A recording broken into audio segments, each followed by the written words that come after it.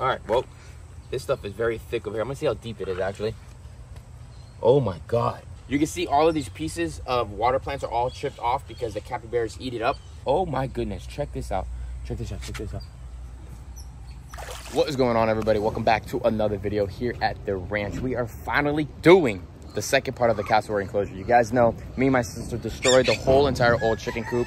And now what we are doing is, there was a sale down the road for me and it was a fruit sale. So I went out and got a ton of fruit trees for the other side of the cassowary area so that I can plant these trees, get them to grow thick, water the heck out of them before we put the cassowaries here, and get this area very, very, very thick. So what I would like to do is see this whole area on top of putting all of these fruit trees. We also have a guava tree there, a guava tree there, and a guava tree right there. So there's 3 guava trees growing here. We have a strawberry tree here. We have a fig tree here. We also have a yellow hog plum. And then we have a, what is this right here? Barbados cherry. So we have a ton of different fruits inside of here, not including, we already have a mulberry inside of there, Simpson stoppers, guava tree. They have a lot of fruit trees, you guys. We're trying to make this as thick, as fruity as we possibly can. And on top of that, what we're going to do is we're going to let this grow for about a month and a half. Hopefully it gets some size to it, maybe even more size before we let the cassowaries come over here. And then when we do, we'll lock them onto this side so that that area could grow real thick again. And we'll maybe transfer them back and forth like a pasture so it could grow real thick and then grow real back. Be really cool. I'll show you guys the end result. So we have ourselves this mesh right here that we use for the cassowaries to block off this section of the enclosure because we don't have it obviously finished yet. I don't want the capybaras to come over here and destroy everything. The plants we put them in last night or yesterday afternoon, and they are already coming back to life. They're doing really, really good. They got a little teeny small little shock, but that is okay. So the strawberry tree, the Barbados cherry, the fig tree, and then we have our hog plum tree as well. And then we have a couple little guava trees that are just growing on ourselves. We're gonna let this grow for probably about a couple weeks. I'm gonna start throwing seed down here. But while those couple weeks are happening, we're gonna close this whole entire thing off so that it is prepped and ready to go for our big boys over here. It's gonna be really, really cool. Our boys and our girls. And then you can see right now, every single morning, early morning, we have our flock of pigeons just doing their thing, circling around. I love them. Really, really, really cool. You know, the bottom of the ranch is filled, and now the top is filled. But let's go ahead to the alligator enclosure and show you what's going on. And it's another day, and no baby fawn from Nutella yet. She is massive, she is huge, showing a bunch of signs of getting big, but nothing yet. We're gonna keep on going this way. It's really, really early today here on the ranch for recording. Normally we don't record this early. So some of the animals are just a little, you know, waking up for the night. Oliver and Callie are doing their thing as well. Oliver is an absolute nut job and crazy, but that's Oliver for you guys. We're gonna keep on walking this way. We're doing a lot of cleanup here on the ranch. We have our small little dump trailer that we have, and I think it's great to move around the ranch because, you know, the ranch is getting tighter by the day because I keep on adding enclosures. So this is my idea. Break it down to me. Let me know if you guys like this. So as you guys know, the new aviary is gonna be happening over there by the deers, Marty, and the crocodilians. Marty, we're getting rid of this cage right here, and we're gonna put Marty right here in this section. So this is gonna be his new level of section right here. We're gonna put his whole entire cage right there. And then this side over here that we completely gutted up, we cleaned it all up. It looks perfect, it looks great. This is going to be Louie's and Specky's enclosure. I do not think we're gonna be keeping Specky too much longer. We're probably gonna be giving him to a new home. We're gonna give you guys a surprise of that when that happens. But Louie is coming here. This is gonna be Louie's enclosure. And Cassandra, myself, and a couple of my friends, we're thinking that we're gonna make this the Florida area. So we're gonna add Louie inside of here, add some maybe native fish inside of here, or some whatever fish we could find from the local canals. And on top of that, probably add some native turtles in here, which would be really, really cool for Louie. Louie, you know, is about 2.5 foot long, and he's gonna have, or she's gonna have this massive enclosure. The idea that we're gonna do is start breaking down is we're gonna use all of our recycled roof panels that we took down from the chicken coop. We're gonna screw them together 2 panels high, so that's 24 plus 24. You guys can do the math. What is that? 50? 48. 48. All right, I was close. 48 inches tall all around the sides. We already have our 6-foot fence, and then the front over here, we're gonna dig it out pretty good, and use the old panels of Louie's enclosure right here. So it's gonna be completely caged off. But then right here, there's a lot of rocks. We're gonna make sure we level it all out perfectly, because we still need to have our space here to walk around and to the side of Oliver and Kylie's enclosure. So before we start thinking that we're gonna add Louis inside of this enclosure, we need to make sure we search around because this area has been wide open and we really don't want to make sure we close this thing off and then Louis gets injured in any way. Obviously, you guys know where he's at. He's in a completely sealed off area. But here, we gotta make sure there's nothing, you know, dangerous that could obviously hurt Louis. This new enclosure is actually gonna be with no top. So he is big enough now. He shouldn't have an issue with any predators. Only predators I would be scared of. Oh my God, I don't know if you can zoom in over there right now, but look at the male capybara. Go down, go down, go down. Look, look, look, look, look, look. There's a chicken on his head. That's how friendly the capybaras are with other animals in the area. That is freaking hilarious. I'm sorry, I had to show that real quick. I've never seen that before. One of the frizzle silkies on him. So much action happens here on the ranch all the time. So what we're gonna do is we're gonna start looking around a little bit, make sure there's nothing dangerous in here. Pretty much my biggest, look at it. You saw that?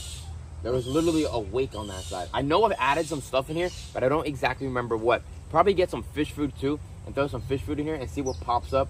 I think back in the day we threw some tilapia in here, but I'm not too sure. I'm gonna look around a little bit in here. Put my hand in here. Oh my goodness. It's like really deep. Look at this, look at this, look at this. Oh, oh, oh. A little baby basculus.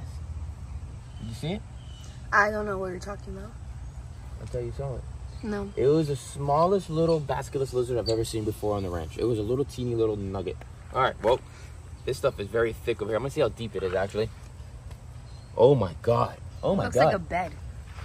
It's like perfect swamp water.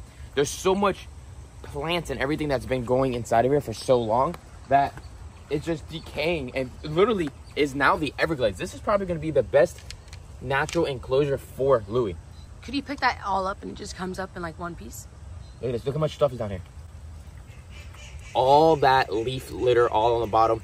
That is great for Louis to just hide underneath here. Yeah, this is like a giant bed, but I really don't want to disturb it too much. It's really nice. Like, this is natural as it could be. We threw these plants in here back then just so no mosquitoes would come and all that, even though, yes, mosquitoes are obviously gonna like this stuff. We threw a lot of guppies too. We're gonna add a lot more guppies, maybe some colorful guppies, but I am very excited. Let's go check this side over here and see what we can find. Oh, there's another little basilisk. But yeah, we're gonna, you know, plant this enclosure as well, mulch it all down, make it look absolutely beautiful. So I know a lot of you guys are probably wondering, you guys remember, we added a lot of stuff inside of this pond. You can see all of these pieces of water plants are all chipped off because the capybaras eat it up. This water is actually crystal clear because of all the plants that are inside of here. We are not going to be adding any filtration inside of this pond because there's really no point on doing that because of the fact of these plants do everything they need to do for us. We have a little bit of these old bushes here, but we're going to check around this enclosure and make sure we don't have anything in here. Oh my goodness, check this out. Check this out, check this out. Oh my God. I completely forgot we had our giant albino pleco that's been living inside of here. Check that out. So this albino pleco actually has been in here for a long time. It used to be in the capybara pond, but we moved it over here because that pond was starting to get really, really dirty and nasty, but this water is crystal clear. Wow. There's probably freaking turtles in here too. We have no idea. I see some minnows inside here. I never realized how crystal clear this water actually is. Obviously, the capybaras haven't been coming in here that often. You can see the pleco right on the bottom perfectly. That's how clear this water is. This water is probably clearer than the fish tank water inside of the building because there's no big stuff inside here. So that's going to be a massive upgrade for Louis inside here. This pond is probably close to about 300 gallons, not including the front area. That's probably about 150 gallons. So completely total, talking about 450 gallons compared to what he has right now. There's probably nothing more than 100 gallons, which is an awesome upgrade. And then the land area that this dude has is going to be really cool. We're going to plant it, we're going to mulch it, and all that fun stuff. So stay tuned, you guys. And in case of you guys didn't know, this was actually the first pond that we put on our property close to almost 14 years ago. When my parents got us this property, we had another pond on the other property, and then they built this just to start it off. And then little by little by little, we did more and more and more. This one kind of got abandoned, but I'll tell you one thing, it's the OG. It holds its place, it's made out of concrete, and it is freaking awesome. I've always loved the bridge. Let's get a little bit of pellet and see what happens. Oh, you got some guppies. Not too much action? Just some minnows. Just some minnows? I think we're gonna have to add a lot more in here.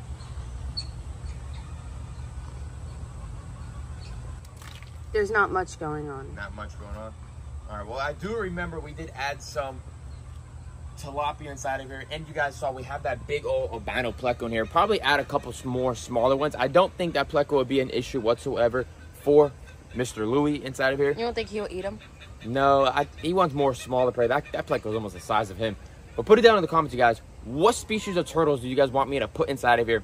The one species that I'm actually really interested in putting here, you guys add the rest. Chicken turtles. I think it'd be really, really cool to have a small group of chicken turtles in here. Maybe like a boy and 2 girls. So we're going to be on the hunt for them. I would love to put some chicken turtles in here. We got to make sure we seal this thing off. We have plenty of ground cover for Louie inside here.